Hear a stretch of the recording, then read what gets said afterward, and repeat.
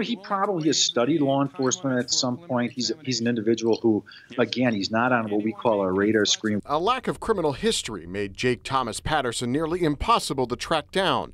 No one was looking his way. This type of a crime, I don't think anybody ever saw this coming.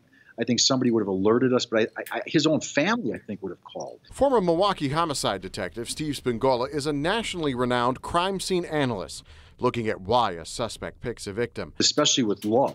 And he saw this young girl, and he just became, obsessed with her. And he was willing to go to any lengths to basically take. Spingola says the violence inside the Kloss family home separates this case from others, like Alexis Patterson, a Milwaukee child missing since 2002.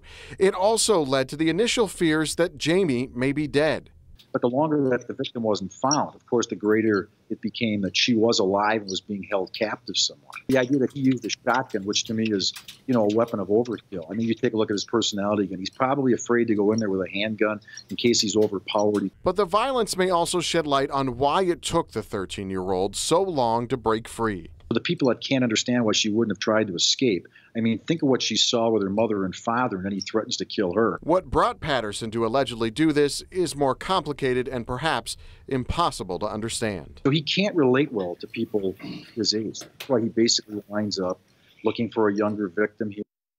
Well, Spingola also points to Patterson's spotty work history as a problem with authority or people that are older than him. He believes if a law enforcement officer would have interviewed Patterson before the crime, they may have noticed something peculiar, but again, there was no reason for that to ever happen with his lack of a record. Back to you. Tom Durian, thanks.